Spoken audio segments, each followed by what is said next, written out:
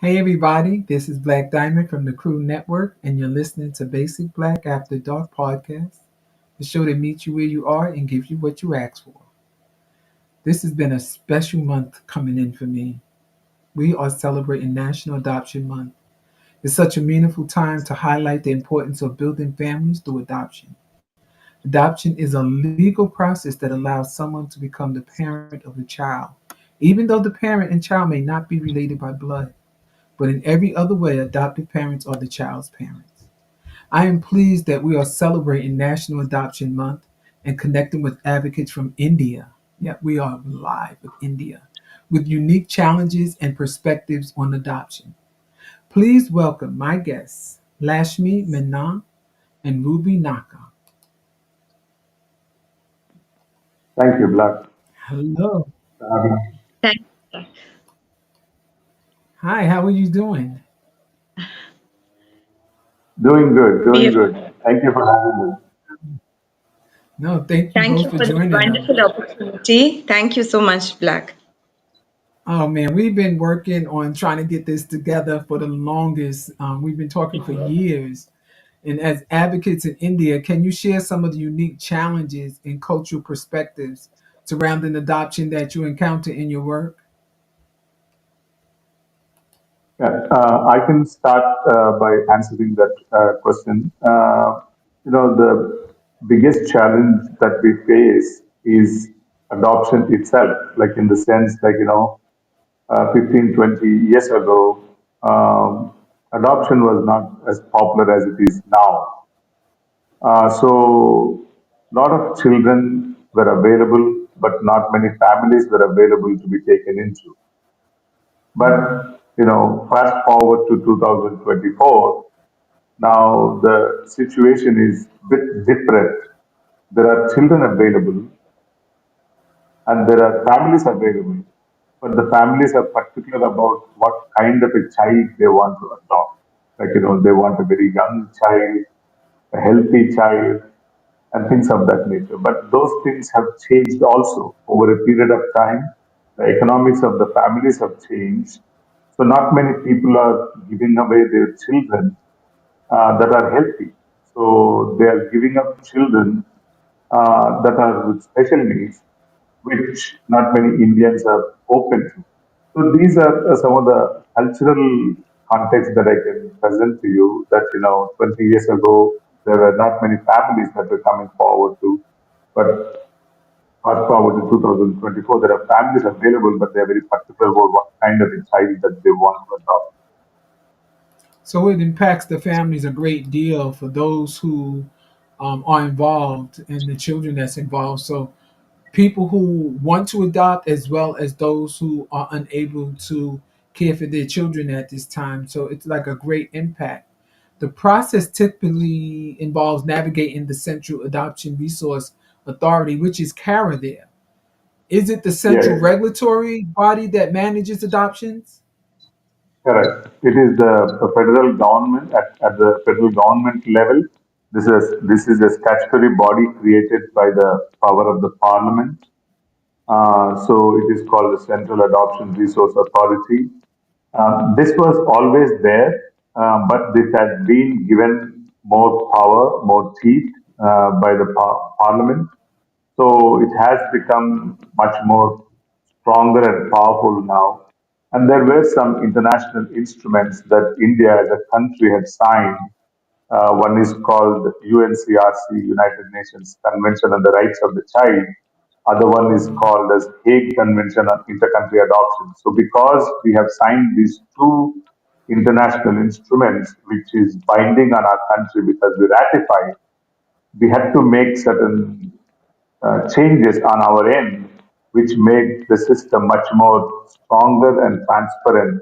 So in this entire process of transforming ourselves, Kara also became much more stronger. So, does CARA set guidelines to streamline domestic and international adoptions that prioritize the preparation of adoption parents in the best interest of the child? Absolutely, absolutely. But it is only under the Juvenile and Justice Act. There is an act called Juvenile and Justice Act. Kara only can do adoptions or set regulations that are under the purview of Juvenile and Justice Act. We do have another act called Hindu Adoption and Maintenance Act. So Kara is also trying to work slowly in that sphere also, but not as widely, as strongly as it is able to work under the Juvenile and Justice Act, or in short, which is called as JJ Act. Wow, you guys have come a long way. Prior to us coming on air, I've been talking about how far you have come since we initially started. When I had been speaking to my other guest, asked me about a program that they were getting started called Adoption A, and just to come back after COVID and to see how far you have come. What has your experience been while interacting with prospective adoptive parents? You Okay. know, I Uh, do. Let me go ahead. yeah, Ruby, thanks. Uh, Actually, Black, that was a very good question because, if I can take you a couple of decades back, uh, Ruby and I both adopted around the same time. Ruby did so much earlier, actually, a few years earlier. But I got into the adoption process in 2008 when things were really not regulated at all. Kara was there, but this kind of regulation was not there. It was not a statutory body, and especially international adoption was very, very difficult. And awareness also was very, very limited at that time.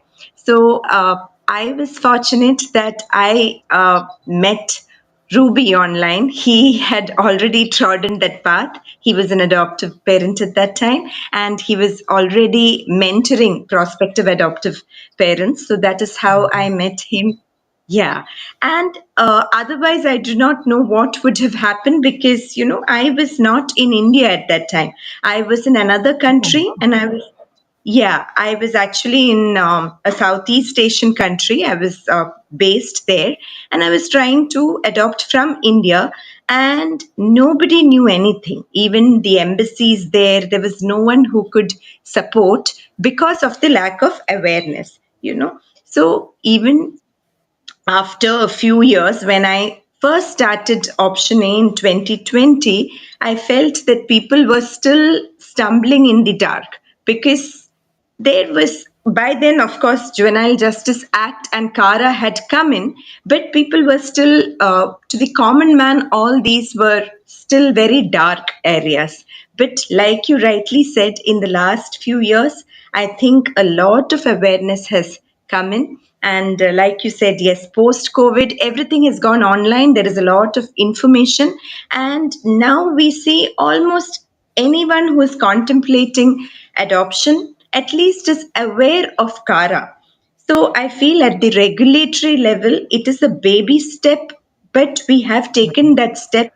Yeah.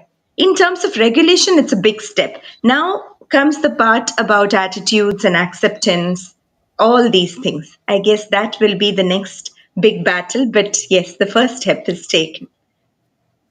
So Yeah, families if who I are may ask adopting you, go through.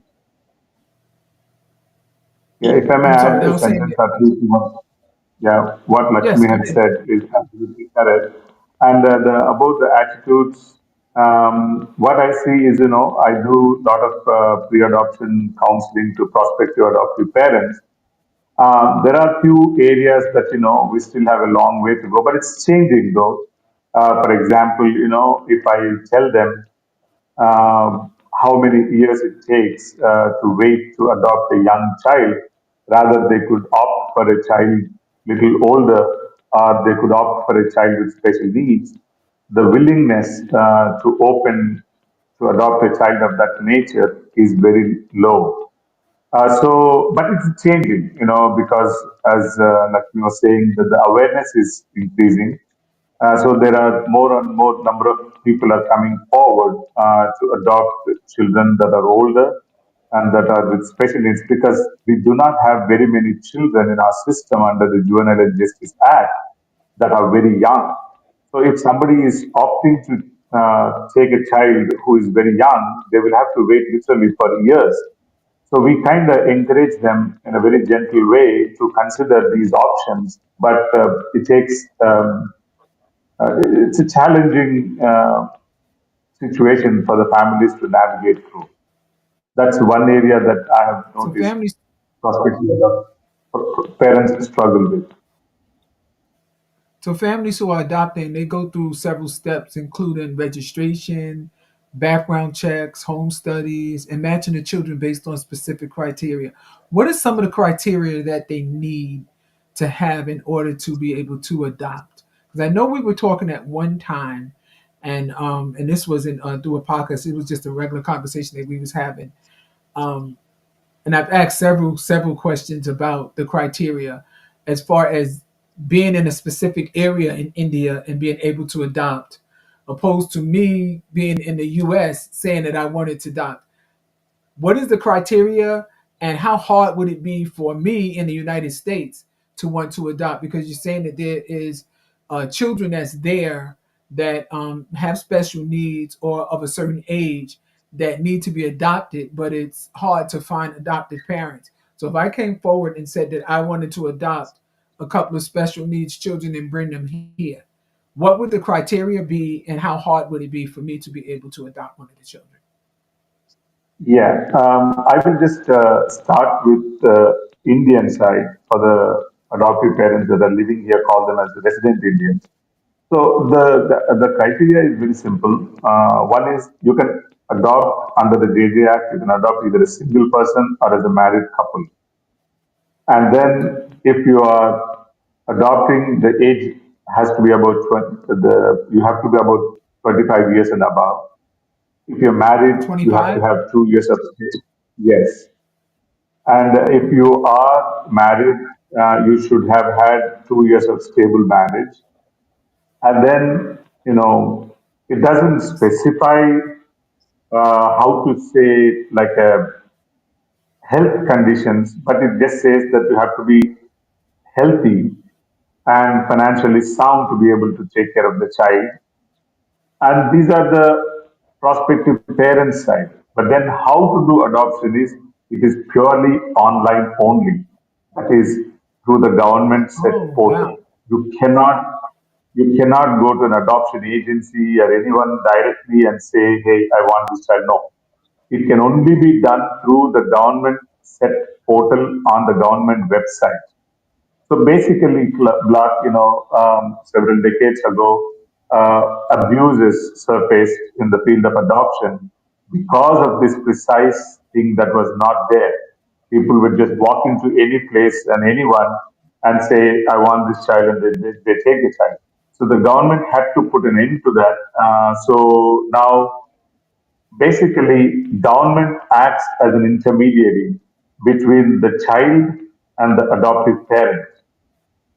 Okay, so now the government recognizes certain private NGOs as adoption agencies and sends these available children to these agencies to look after. So now our organization is recognized as one of those adoption agencies and we receive children from the government.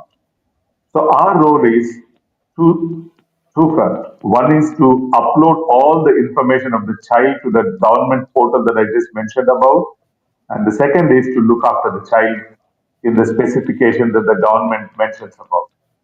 From the parent side, they they apply to the same portal that I just said about. So basically, as I said, the government acts as an intermediary running this portal, receiving information from us as an NGO from the child's end and looking after the child.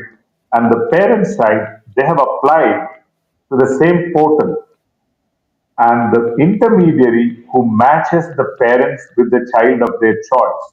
I'll give you one example. Let's say I am a parent applying to Kara portal, opting to adopt a child.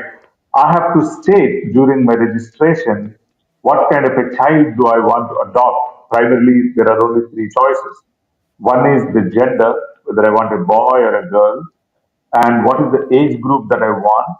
There are different slabs of age that you can choose, or the system itself automatically chooses based on your age.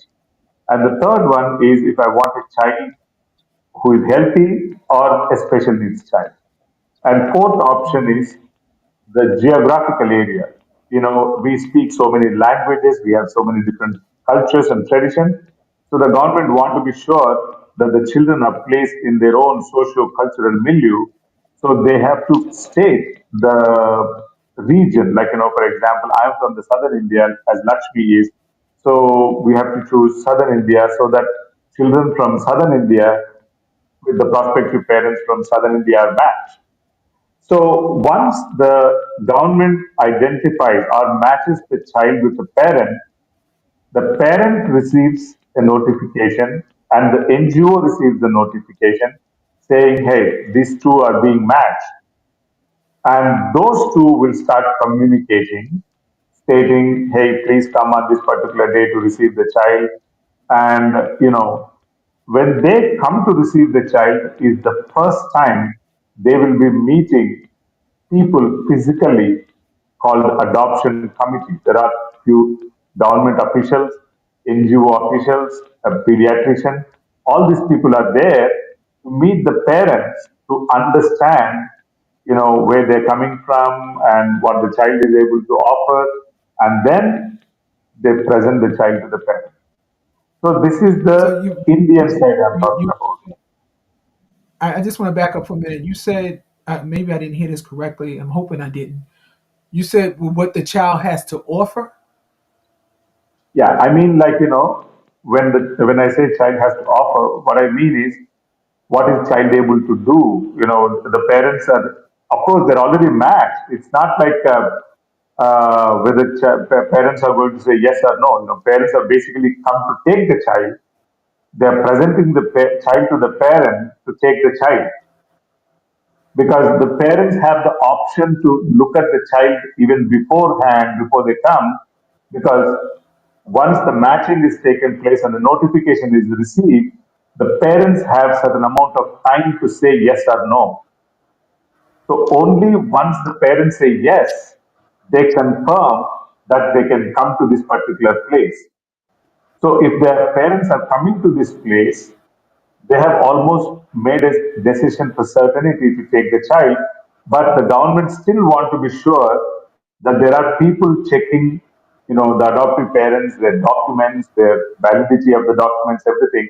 So that is why this adoption committee is sitting there to look at these documents, and then the child is presented to them. It, to me, and I guess it's my ignorance, or maybe I'm not too culturally aware, but it's almost picking chattel when they come to look at the child to see if that's the child that they want. If for me, and this is No, just my perspective of it, if you're going to say that you want to be an adoptive parent of a little girl, and you have the history of the yeah, little girl, of what she, and maybe a picture is there, she's healthy, whatever, whatever, whatever, and then they go to see the child. If she doesn't look like what they expect, they can deny the child, and the child is standing right there to hear the denial. Do they, if they say they're going to accept the child and they want the child, do they give them a bonding period, or whether it's, or do they just take the child that at that moment right there? And if that happens, no. where are the parents? our adoption regulations do provide for the bonding period opportunity if the adoptive agencies, the NGOs looking after the children, have the responsibility to enable the parents to develop the bonding before they take the child. And we in our NGO, we try to do that. We always encourage the parents to come and spend some time. It's not like just taking a product from a shop. This is the life that Okay. we are trying to match to grow up in your home, and this child has grown up in this environment where she has friends, where she has caretakers, where she has certain favorite things that she likes. So if you could spend some time, probably 2 days, 3 days, 4 days a week, longer is better, so that you understand exactly what this child likes, what she doesn't like, who her friends are, Okay. who her favorite caretaker is, so that the transition is smooth. But there are some parents who don't have that much of time, but we insist that that you should do that in the best interest of the child. It's unlike buying a product. This is not like that. You have to spend some time. So most of the time, I would say 99% of the time, parents. I'm assuming it's the same thing with many of the adoption agencies also, that they do comply. So it's interesting that the biological parent is there as well, because in this country, they don't normally allow that to happen when that's the adoption. They have closed and open adoptions. So I'll say it that way. But from what you're saying, they want to place the children with their likeness as far as where they're from. So there's almost no chance of me adopting a child that's from India unless am I correct if I say unless it's a hard to place child? And what do you consider a hard to place child? Yeah, Ah, the thing is, go ahead, Lakshmi. Go ahead, Lakshmi. Uh, no, no, it's okay, Ruby. I was just saying, Black, in India right now, it is mostly only closed adoptions and not open adoption. So the biological Okay. parent is not in the picture at all here. Okay. So yeah, when Ruby was referring to they, that is, they present the child to us, it is only the adoption agency and not the Okay. biological. Okay. Yeah, I think Ruby can elucidate more on that. So please go ahead, Yeah, Ruby. I was kind of yeah, confused. I was saying that it would be hard for the parent to be yeah. watching their child go away Yeah. from No, them. no, It's no. already hard enough for I them. So I didn't. was just kind of, wondering how would that play out. So I understand the process can be thorough to ensure child safety and family readiness, but it could also be lengthy, complex due to the demand for careful compliance with the legal regulations. Generally, how long is the process? Yeah, but before that, I think I will go back to the earlier question that you asked about you being able to adopt, Mhm. how difficult it is. And Lakshmi is correct. When I said they, I was referring to adoption agency and the adoption committee, which Okay. has a group of people making the decisions. In our culture, and also the regulations define adoption as a process where the child is permanently separated from the biological parents and become the legal child of the adoptive parents with the rights, responsibility, and privileges attached to a biological child. That's a definition. So, biological family is permanently separated from the child. Okay, so now Okay. So coming it's to a the question termination of, of parental rights. yeah, and in our No, I was culture, saying it's a termination of parental rights, and how fast does that happen? The termination of parental rights. and there is a Do they process, do they? different. Right. For example, there are different ways the child comes into the adoption stream. One is called the surrendering. That is biological parents bringing the child before the government and saying, I can't look after this child. I would like to give this child up for adoption. And the second way Is there a is called penalty with that? abandonment. No, there Right. are That's no what I was penalties. going to ask. But, Okay. but Yeah. the So state abandonment. is, yeah, but the state, when they come for surrendering, state is duty bound to see if there are any needs that the state can meet to help the family to keep the child. So they can Okay. extend if they have something that they can offer to the family. to ensure that the child stays with them rather than with the adoptive parents. So they have to give counseling, they have to understand their needs and why they want to give them up for adoption. And if at the end of the day, if the parents are very sure that they want to give this child for adoption, there is a certain amount of paperwork that the parents have to complete to give the child for surrender. And the Have there second aspect of bringing the child into the adoption stream is called as abandonment. So there are parents who leave the children here and there, and in that case, there are no papers to be signed or anything because they left the child and went. So in both of these uh, routes, the government regulation states that we have to give grace period.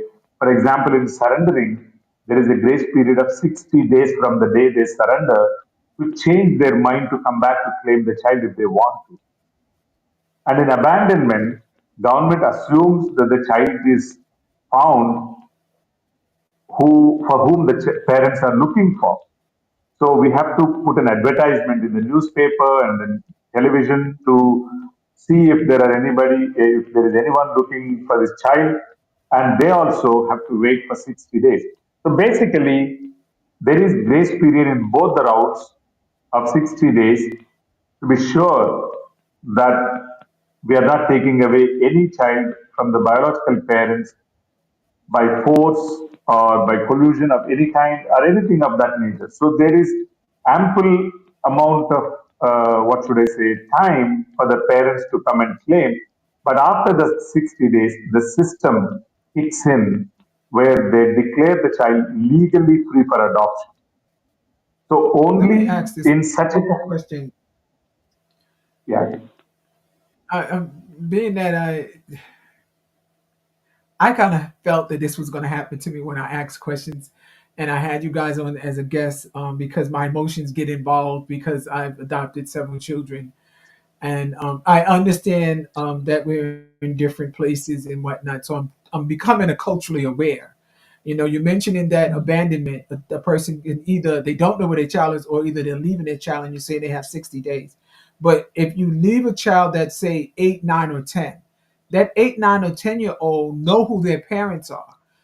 Do they ever come forward and say who my mom or my dad or my parents or these people, and your government have went to them and said something to a family that you abandon your child because your child has been identified, or this little girl or boy has been identified as saying that you are their parents?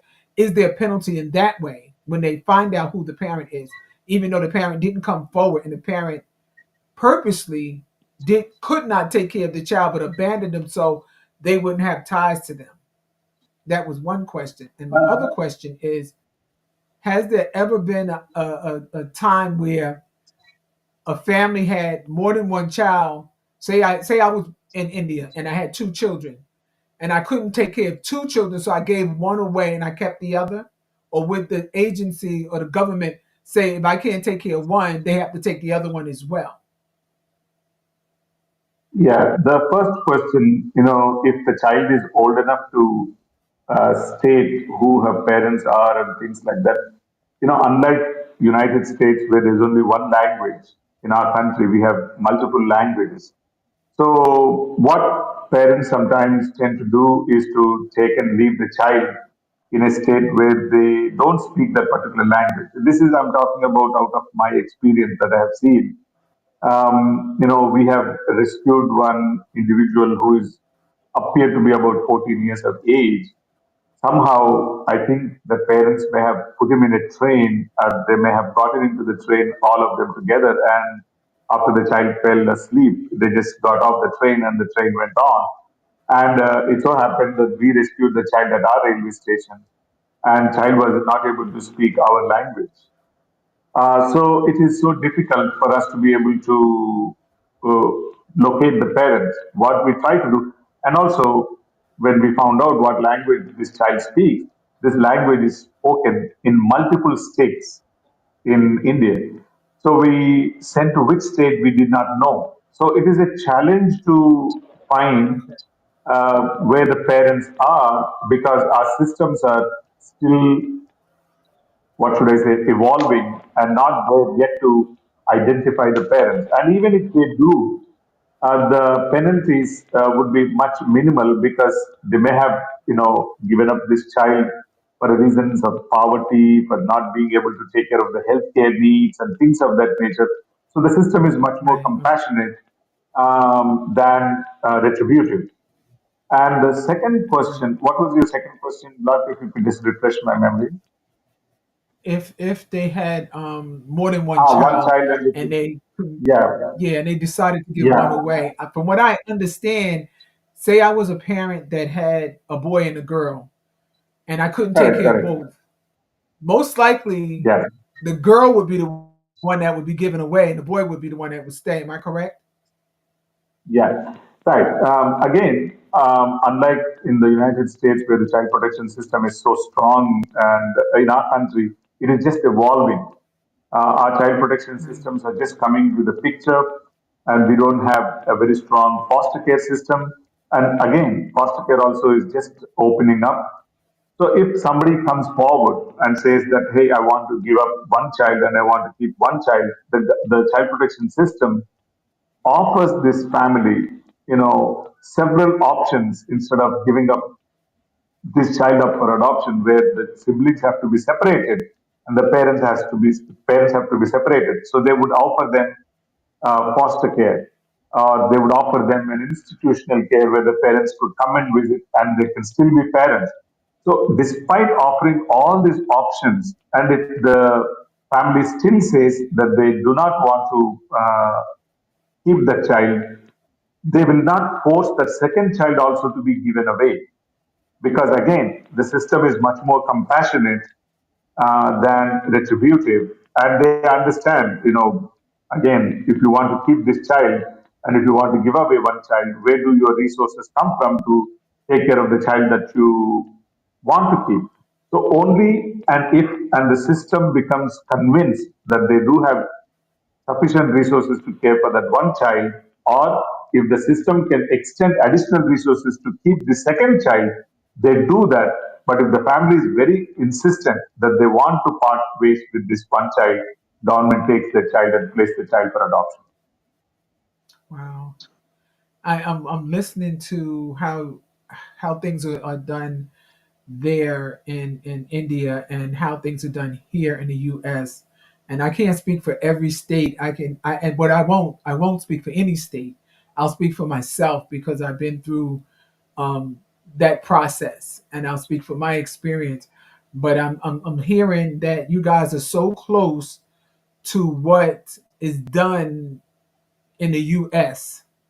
And I'm just so happy and pleased to hear that you've come this far, and I can just taste it that you are picking up on so much with your advocacy. My question also is going to be: do advocates work to address societal biases and provide the resources and networks for adopted families? And I see that you do. We have something here called family preservation, where we try to preserve the family.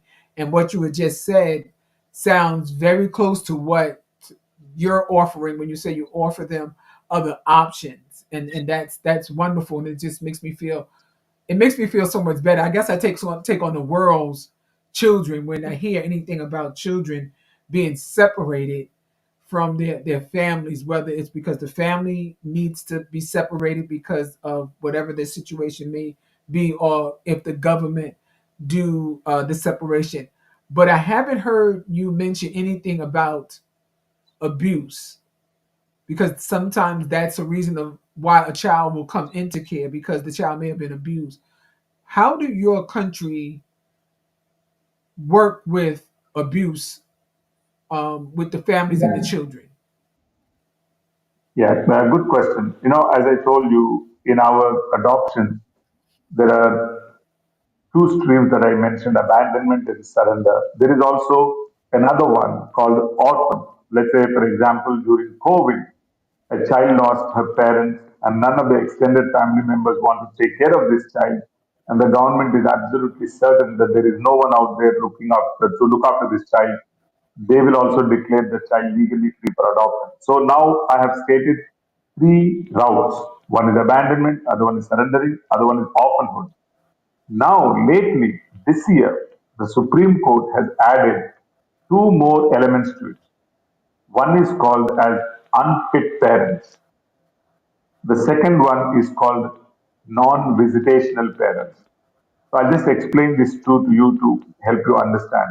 So unfit parents Yeah, I is understand where the that. question, yeah, the question that you But just asked explain it to the about. listeners because I understand it. Yeah, the listeners Yeah. won't get it. Right. Some of them When you won't. said unfit parents, that abuse comes in that category. Any kind of neglect or abuse where the government feels that parents cannot or will not be able to take care of this child, they have a system in place to declare the parents as unfit parents. And if they declare the parents as unfit parents, then they will be eligible for adoption. But the system of declaring the parents as unfit, has to be very, very strong and strict because there cannot be any room for abuse by the system itself.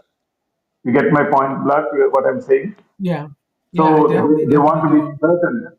They want to be certain that the system is proving the parents to be unfit in very strong way without abusing the parents to separate the child from the parents.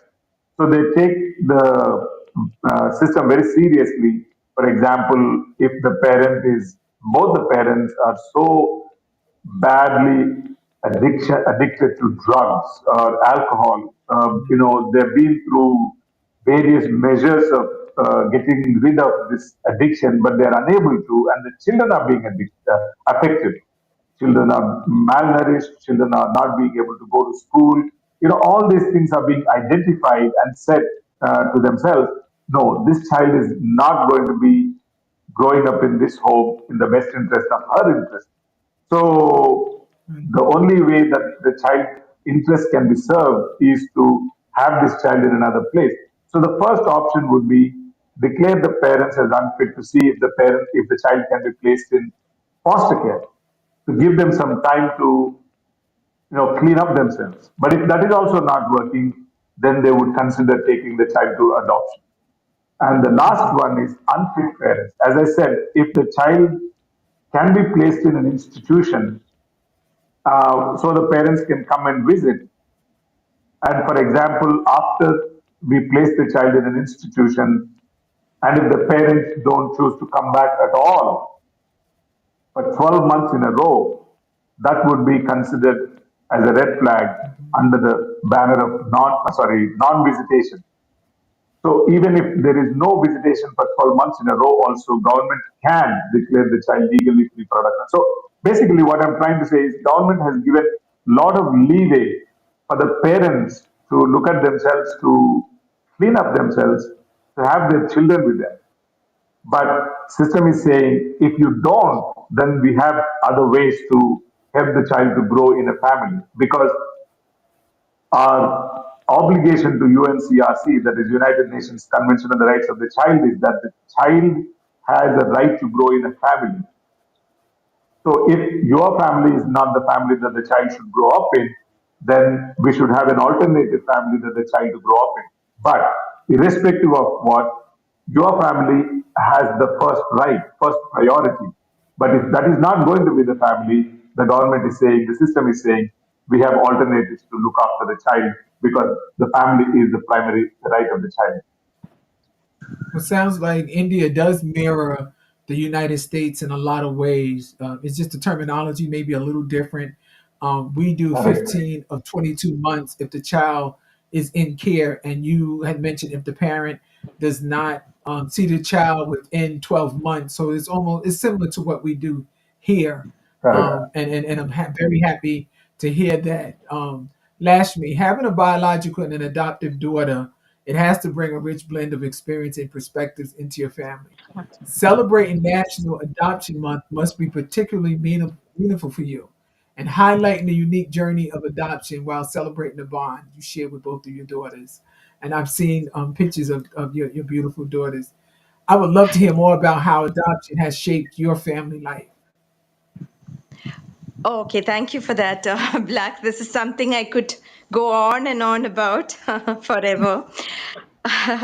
Actually, I had absolutely no concerns. Maybe it was ignorance, maybe it was idealism. I don't know. But when I, had a biological child, as soon as I had the biological child, I was sure I would adopt too, or even before I had her. It's just the gender that became very clear after I had a first child, when I had a biological daughter, then I was sure the second one would be a girl too, so that they could grow up together. That's all.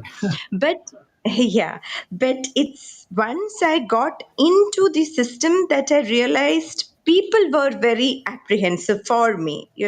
Everyone else around me was apprehensive except me, probably.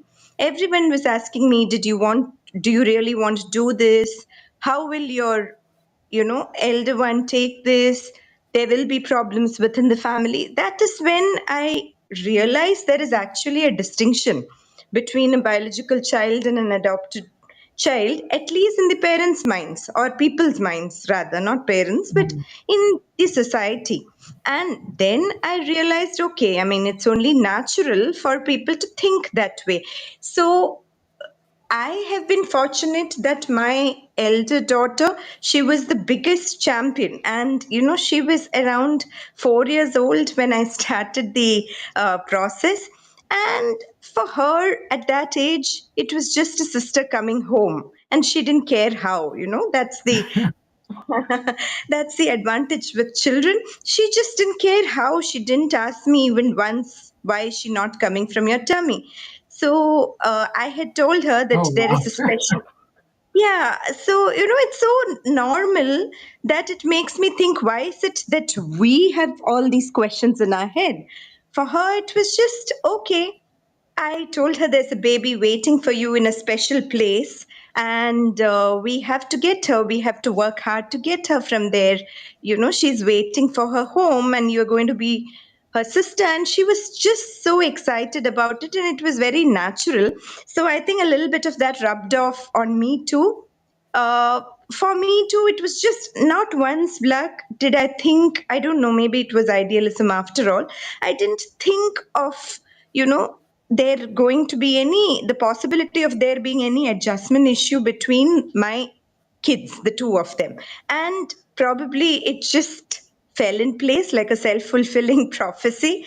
The adjustment was very seamless for the younger one because the elder one was already there waiting with open arms, so it was a very, yeah, touch wood. Of course, there were other issues for me in terms of extended family, or even within the family, a little bit of resistance from different quarters. And then I was living abroad, so there was no proper support system in place. All those issues were there.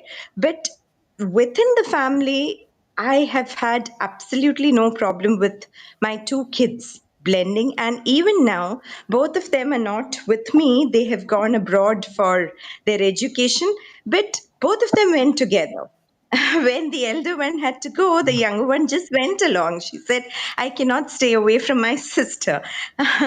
So I'm a little jealous of them sometimes, envious of them, because the bond between the sisters is much stronger than, probably much stronger than the bond either one of them has with me. And I realize that's how it should be, because they are the ones who are going to be left, even when I leave this world, they are going to be together. So, but I must say that when it comes to the larger society, even today I do get questions. In fact, Black, I hope I'm not taking too much of your time here, because No. yeah, on this topic I could just go on and on. uh, at that time, that is in 2008, when I registered for adoption, I had a lot of resistance even from the system. When, am I audible? Yes, Yes, yes, yes. you are. It's just people are popping in and they're saying hello and good evening and hi everyone. And Oh, I'm so glad that you all were able to join us. One of the questions that you should be very proud of yourself for one to be able to have them bond the way that they have bonded. So you did a wonderful job with that. My question is, Thank you. if your daughter had been older, say she was maybe 12 or 13 years old, would the government had asked her how does she feel about another child coming into the home, or would Yes, it just been to the adult? Oh, they would have. Okay. we have this process called the home study. So, Yes. yeah, in fact, in this case too, Black, my daughter was actually when things finally worked out for me. It was she was around 5.5. My elder one was around 5.5. So the social worker did meet her too. The social worker who came to do the home study did meet her and Mhm. spend about 10 minutes with her, asking her, how you felt about it and everything. So I'm sure if she was an older child, probably it would have been a more in-depth process. That does Yeah. happen. They do meet everybody. As far as Okay. possible, I understand that they also meet the extended family. In India, there are still joint families with grandparents. So, as far as possible, the home study takes into account the extended family as well to make sure that everyone is on board. Wow. Block, So good. if I may add one situation here. If the child is older to be placed in adoption, the regulations also state that the child has to consent to be placed in adoption. If the child is above 6 years of age, the child has to state if she wants to be placed in adoption or not. If the child says she is comfortable with where she is, that is the institution or foster care or whatever it is, the child cannot be forced into adoption. Oh wow, that young, 6 years of age, making a life decision like that. Well, Yeah, there's some bright 6 year olds, out there. And Ruby, sorry, not Ruby. Last week you were saying how you got some pushback from adults. Some of those adults should think like some of the children, and be able to accept, embrace. Because I was hearing that some Indian public figures have openly adopted children, helping to normalize the adoption in the eyes of the public. Have their openness reduced the stigma that family bonds can thrive outside of biological ties? absolutely. Yes, There are many celebrities come forward to adopt children, and a lot of adoptive parents, ordinary adoptive parents, became advocates talking about adoption, and the social media made things much more easier for people to understand how things go on. Before social media, there was hardly any way for anyone to know how adoption takes place. Even today, as Lakshmi was stating earlier, there are many people who are unaware of the processes of adoption.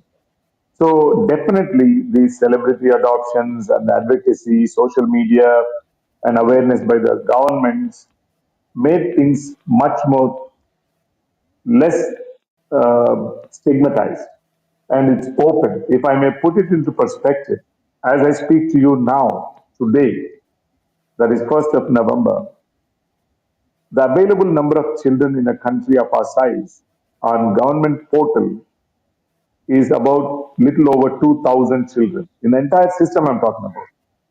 But the number of parents that are waiting to adopt them is above 35,000. Wow. So that's the mismatch that we have. Not many children are coming into the system because the economics of the families have improved over a period of time. At the same Still time, the because nobody's awareness has doing also increased. The awareness has increased. So a lot more people are coming forward to adopt children, but there are not many children in the system. it. And that's a wonderful thing, that to hear that. So the Yeah. decision to relocate to India was deeply personal and rooted in a profound sense of purpose. Before this shift, you spent years working in the US, Ruby. Can you tell our listeners why you decided to relocate to India to start this work? Just like Lakshmi said, I can go on talking for hours about this topic. My wife and I were living in Texas, in a town called Lubbock, Texas, working as physical therapists.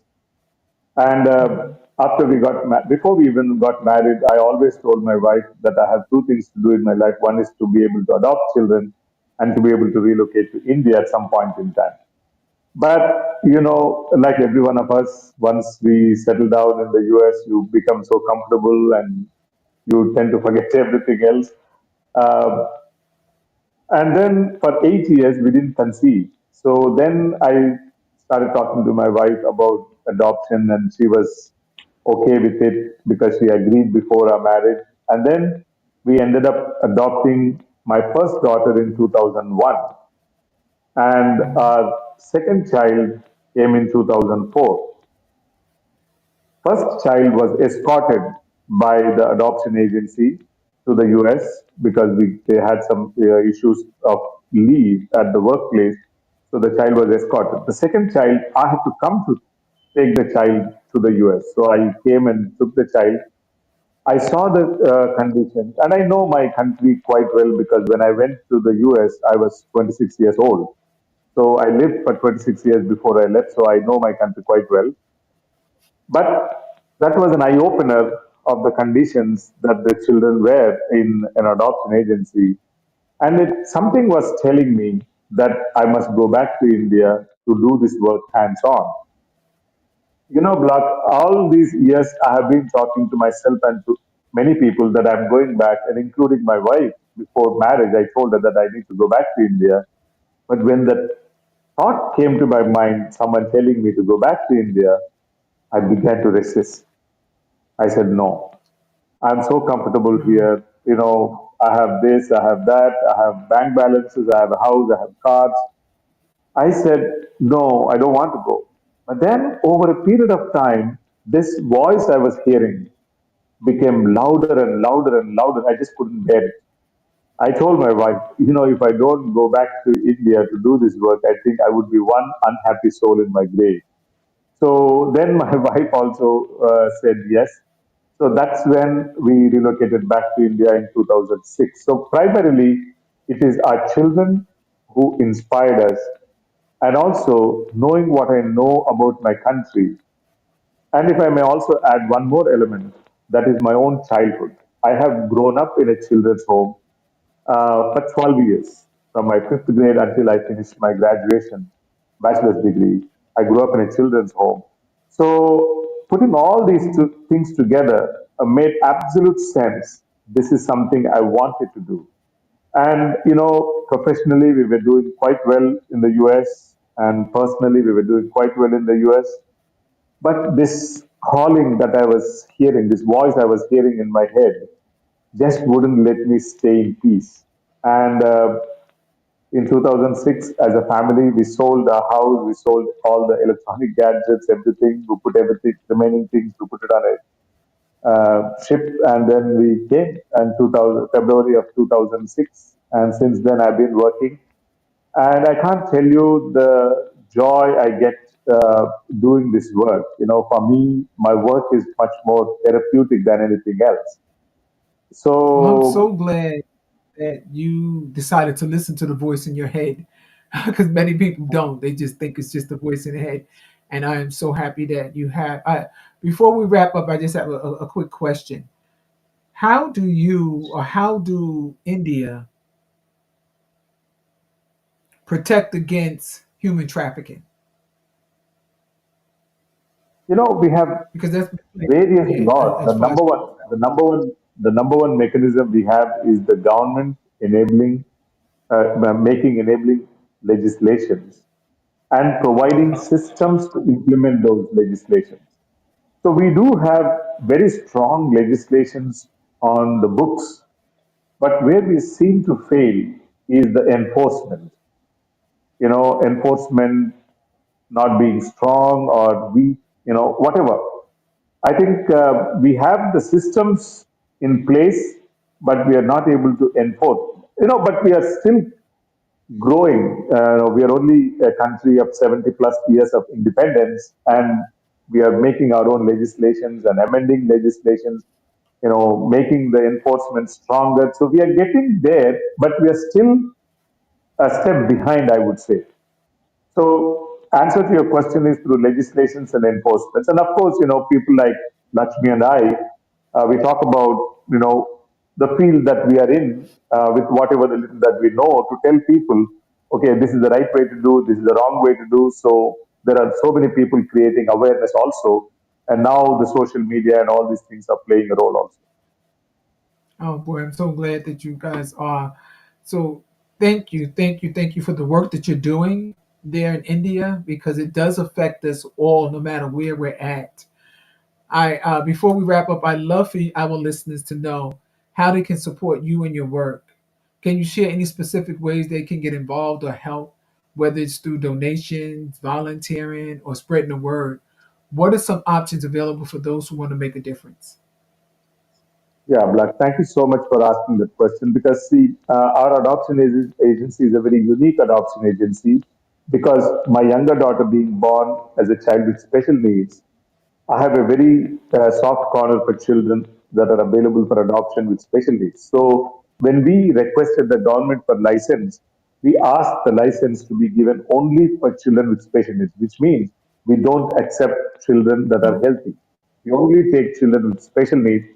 And my alma mater here in town is a hospital, medical hospital, provides medical care to them at no cost. So we try to provide medical care and rehabilitative services as much as we possibly can and make them optimum, present them at an optimum level to the parents to accept them in India. But if they can't, they go abroad. So in this process, the costs to take care of a child with special needs are much more higher than a healthy child. So if So I is may there a put it in place? perspective, ma'am, Is there a place that they could reach out to you or a link or a number or something yeah, that you yeah, can give us? that's what I'm coming to. Our website is www.indiahopehouse.org. INDIAHOPEHOUSE. Indiahopehouse.org, and there are links on the website that they can go and make a donation. So that's India Hope House. And if you didn't get that, you can definitely reach out to me because I have a lot of that information as well. Because I've been doing a little research on it as well.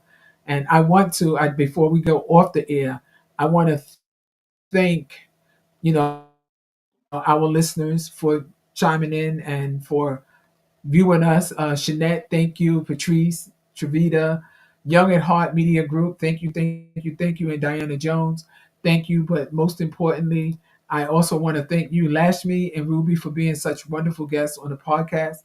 Your insights, passion, and advocacy for adoption, my gosh, was truly inspiring.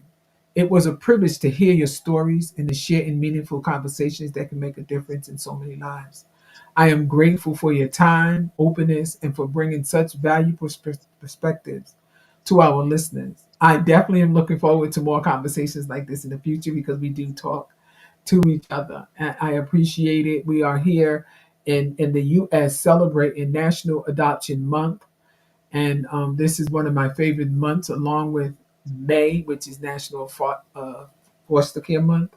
So I want to know just quickly, do you celebrate National Adoption Month in India? Yes, we do. And what This month this is that? Is month, that also in November. November? Wow, so it's a November, yes, worldwide thing. Thank you. It's a worldwide thing. So that makes me yes. more than happy. So if anybody can't tell, I'm just in love with the fact that people are opening their hearts and their loving homes to take in these children. It doesn't matter where you're at and what country you're in, people are still doing it.